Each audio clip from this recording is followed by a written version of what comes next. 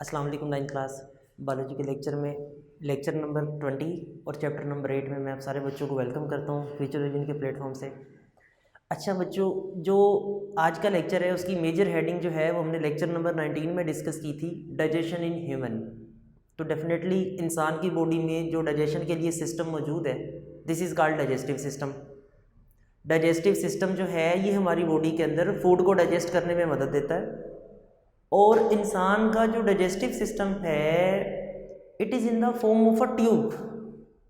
एक ट्यूब की सूरत में होता है जिसका आगाज़ इंसान की ओरल कैविटी से होता है, मुंह से इसका आगाज़ होता है और इंसान की कमर के आखिरी हिस्से में जहाँ से फीसिस एक्सपेल किए जाते हैं एनस में उसका इख्तिताम होता है। तो बच्चों आज हम स्टार्ट करने जा रहे हैं डाइजेस्टिव सिस्टम जो है उसके कौन कौन से पार्ट्स हैं, उसके कौन कौन से हिस्से हैं और इंशाल्लाह ईच लेक्चर हर लेक्चर में हम एक एक पार्ट की डिटेल पढ़ेंगे। उससे पहले आप लोगों को याद होगा लेक्चर नंबर 19 के अंदर हमने डिस्कस किया था कि जो डाइजेशन है या जो हमारा बॉडी के अंदर न्यूट्रिशन का जो प्रोसेस है उसके 5 मेजर स्टेप्स हैं।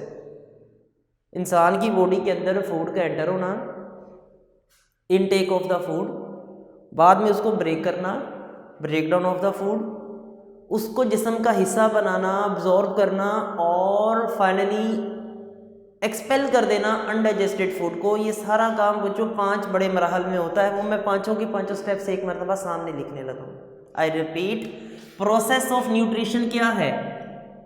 प्रोसेस ऑफ न्यूट्रिशन जो है या जो स्टेप्स ऑफ न्यूट्रिशन है ये कहना ज़्यादा मुनासिब है।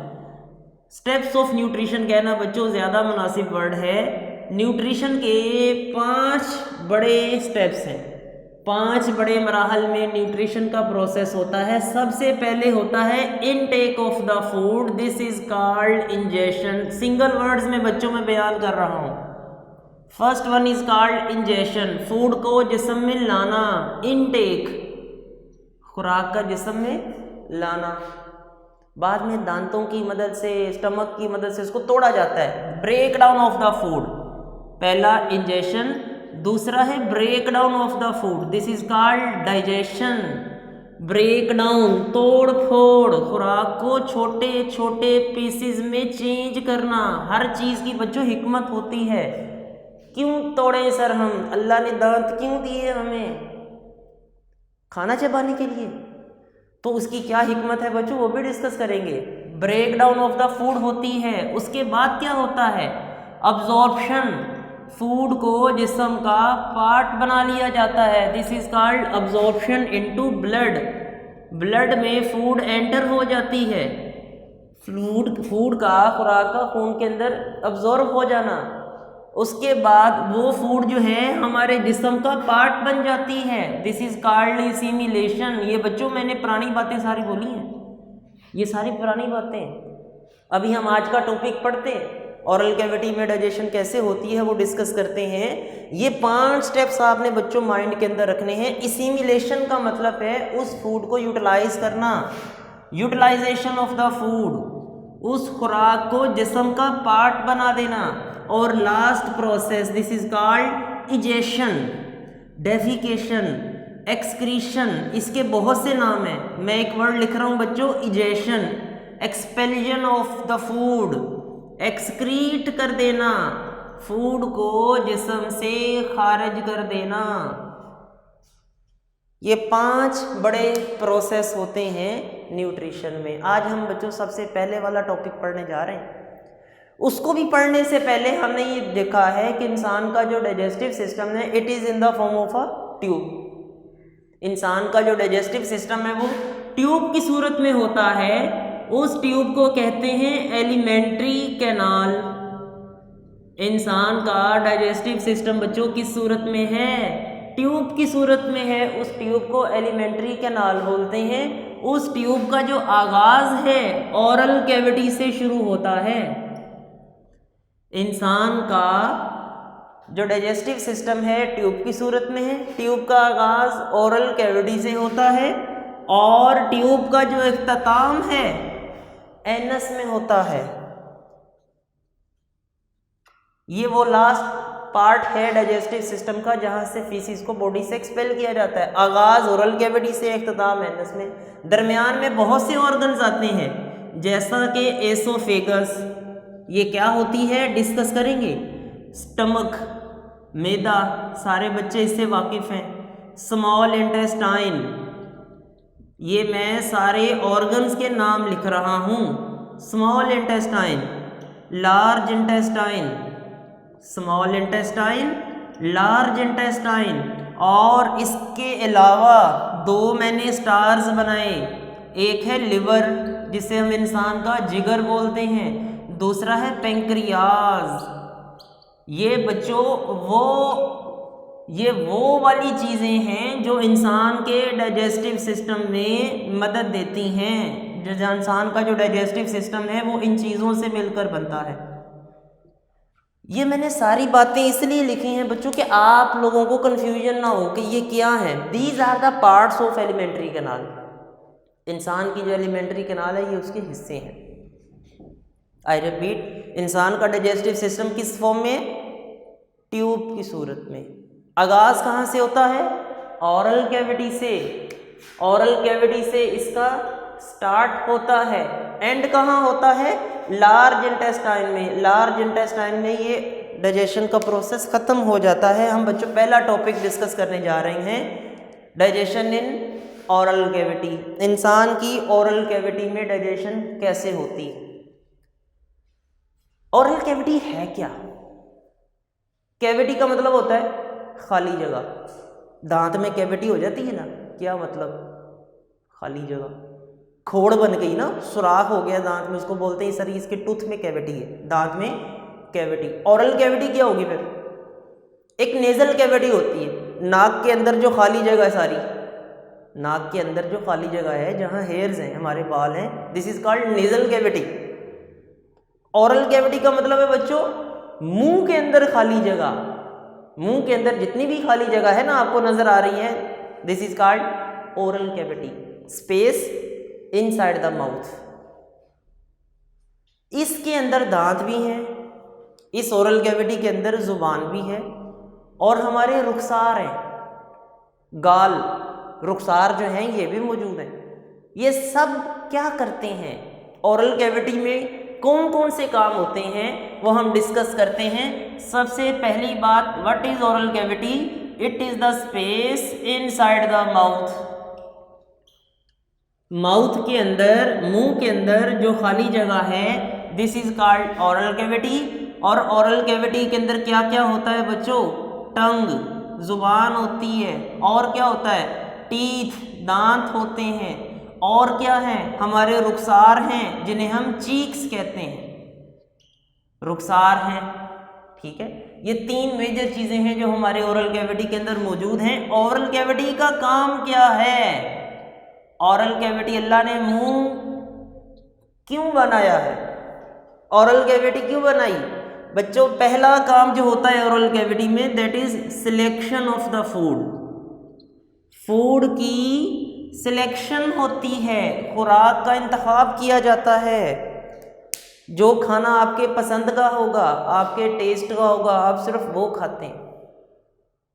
फॉर एग्जाम्पल, आप पीनट्स खा रहे हैं, अपने पास आपने प्लेट रखी है, उसके अंदर पीनट्स पड़े हैं, और आप जो है टीवी देख रहे हैं बड़े मगन, साथ में पीनट्स खा रहे हैं। सोचो उसके अंदर कोई मिट्टी का या छोटा सा कंकर आ गया, क्या करेंगे आप? टीवी में मगन है, पीनट्स भी खा रहे हैं, तो क्या वो मिट्टी का टुकड़ा भी आप खा जाएंगे? नहीं खाएंगे सर। फॉर एग्जाम्पल, सख्त भूख लगी है, आपके सामने खाना आ गया है भाप उड़ाता हुआ, आप उसको खाते हैं, उसमें मिर्चें बहुत ज़्यादा हैं, उसमें नमक बहुत ज़्यादा है, क्या करेंगे आप? खा लेंगे? नहीं खाएंगे सर। फॉर एग्जाम्पल, आप खाना खा रहे हैं, उस खाने के अंदर हड्डी, फिश खा रहे हैं, फिश का मौसम है ना बच्चों आजकल, फिश खा रहे हैं, आप फिश खा रहे हैं, उसमें कांटा भी है, तो क्या ख्याल है, कांटा भी खा जाएंगे आप? नहीं। अल्लाह ने बच्चों मुंह क्यों लगाया? अल्लाह ने ये ओरल कैविटी क्यों बनाई है? सबसे पहला काम, यहाँ पर फूड की सिलेक्शन होती है। यहाँ पर खुराक का इंतखाब होता है। अगर तो फूड आपके टेस्ट के मुताबिक है, अगर खाना टेस्टी है तो खाएंगे आप, फर्दर इंजेक्शन का प्रोसेस होगा। आपने खाना खाया, टेस्ट के मुताबिक है, गुड, सिलेक्शन होगी। अगर तो आपने खाना खाया it is too much spicy, बहुत ज़्यादा मसाले वाला है, उसके अंदर बोन, कोई हड्डी आ गई है, दैट इज डर्ट, मट्टी का टुकड़ा आ गया है, इट विल बी रिजेक्टेड। कौन करता है ये काम? आपकी जो टंग है, जो आपकी ज़ुबान है, ये फूड की सिलेक्शन में मदद देती है। इंसान की जो ज़ुबान होती है, आपको पता है कि इसके ऊपर टेस्ट बर्ड्स होते हैं, चखने वाले बर्ड्स होते हैं। 4 किस्म के टेस्ट बर्ड्स होते हैं ना, यू नो दैट बच्चों। हमारी आपकी ज़ुबान जो है ये मीठे, कड़वे, खट्टे और साल्ट उसको फील कर सकती है ना, महसूस कर सकती है। आई रिपीट, 4 किस्म के बच्चों हमारी ज़ुबान के ऊपर टेस्ट बर्ड्स होते हैं। हम उनके ज़रिए फूड को पहले टेस्ट करते हैं। अगर तो हमारी पसंद का होगा तो हम उसको खाएंगे, वरना हम उसको रिजेक्ट कर देंगे। टंग जो है ये बड़ा अहम हिस्सा है, हमारी ज़ुबान जो है ये बड़ा अहम हिस्सा है ओरल कैविटी का। ये फूड की सिलेक्शन में मदद देता है। ज़ुबान बच्चों सिर्फ बोलती नहीं है, ज़ुबान फूड चखती भी है। असल काम तो ज़ुबान जो है ना वो चखना है। हम तो ऐसे को बोल रहा हो तो कहते हैं ना ज़ुबान बंद करो, बच्चों असल काम जो है वो ज़ुबान का बोलना नहीं होता, चखना होता। बोलने क्या होता है? फिर बोलने के लिए एक अलग चीज़ है, वो मैं आपको 10th क्लास में बताऊंगा कि ज़ुबान नहीं बोलती, ज़ुबान तो वैसे ही बदनाम है, ठीक है। ज़ुबान बच्चों चखती है, ठीक है। अच्छा, अब ज़ुबान जो है उसने टेस्ट बर्ड्स थे उसके ऊपर, और उसने जो है वो खाने को सिलेक्ट कर लिया। जब फूड सिलेक्ट हो जाती है तो फिर दूसरा काम होता है फूड की ग्राइंडिंग, फूड को तोड़ना। ग्राइंड करना मतलब बच्चों फूड को पीसना, और पीसने के लिए अल्लाह ने माउथ के अंदर टूथ लगाए हुए हैं, दांत रखे हुए हैं। अल्लाह ने हमें दांत दिए हुए हैं। दांत क्या करते हैं? Mechanically break down the food, mechanical digestion of the food. Mechanical digestion का मतलब क्या है बच्चों? खुराक को तोड़ा जाता है दांतों की मदद से। खुराक को दांतों की मदद से तोड़ के उसके छोटे छोटे पीसीज बनाए जाते हैं। इससे क्या होगा? इससे जो हमारा कॉम्प्लेक्स फूड होता है वो टूटकर सिंपल में चेंज हो जाता है। सिंपल पार्टिकल्स बन जाते हैं, उसके छोटे पार्टिकल्स बन जाते हैं। ये ज़रूरी है। क्यों? हम इतना बड़ा बाइट खा लेते हैं लेकिन हमारे गले में से वो गुजर नहीं सकता। वो जो इतना बड़ा हमने निवाला खा लिया है, जो बाइट हमने ले लिया है बच्चों, वो हम निगल नहीं सकते। तो फिर अल्लाह ने दान दे दिए कि निवाला बड़ा ले भी लिया है तो कोई बात नहीं, उसको तोड़ें, दांतों से ब्रेक करें, दांतों से तोड़ के कॉम्प्लेक्स को सिंपल बनाएं। पहली बात, ये काम ज़रूरी है स्वेल्विंग प्रोसेस के लिए, निगलने के लिए ये प्रोसेस बहुत ज़रूरी है। दूसरी बात बच्चों, हमारे मुंह के अंदर एंजाइम्स हैं। एंजाइम्स जो होते हैं ये वर्क करते हैं स्मॉल पार्टिकल्स पे। ये छोटे छोटे पार्टिकल्स के ऊपर ज़्यादा आसानी से अटैक करते हैं, बड़े टुकड़े के ऊपर एंजाइम्स वर्क नहीं करते। जो फूड के छोटे पार्टिकल्स हैं उनके ऊपर एंजाइम आसानी से वर्क कर सकते हैं। इसलिए फूड की ब्रेकडाउन बहुत ज़रूरी है। दांत ये काम करते हैं, इस प्रोसेस को बोलते हैं mastication. This is called mastication. ये बच्चों अलग से शॉर्ट भी आता होता है। What is mastication? फूड के पार्टिकल्स को, बड़े पार्टिकल्स को दांतों की मदद से तोड़कर छोटे पार्टिकल्स में चेंज कर देना। This is called mastication. जब फूड ब्रेक होकर दांतों की मदद से छोटी हो जाती है तो बच्चों एक और अहम काम जो हमारी ओरल कैविटी में होता है, this is called lubrication. Lubrication, ये लुब्रिकेशन क्या है? हमारी जो ओरल कैविटी है, हमारी जो ओरल कैविटी है, इस ओरल कैविटी के अंदर रुखसार भी है ना। इन रुखसारों में बच्चों कुछ ग्लैंड्स हैं जिन ग्लैंड्स को कहते हैं सलाइवरी ग्लैंड्स। ये हर वक्त लगातार दिन रात सलाइवरी ग्लैंड सलाइवा रिलीज करते हैं, जिसको हम बच्चों बोलते हैं लुआब। महज़ब जुबान में लुआब और उसको पंजाबी में थूक भी बोलते हैं। ठीक है, तो ये बच्चों क्या है, सलाइवरी ग्लैंड जो हमारे रुखसारों के अंदर मौजूद हैं, ज़ुबान के नीचे मौजूद हैं। ये सलाइवरी ग्लैंड जो हमारे मुंह में मौजूद हैं, ये सलाइवा पैदा करते हैं, लुआब पैदा करते हैं।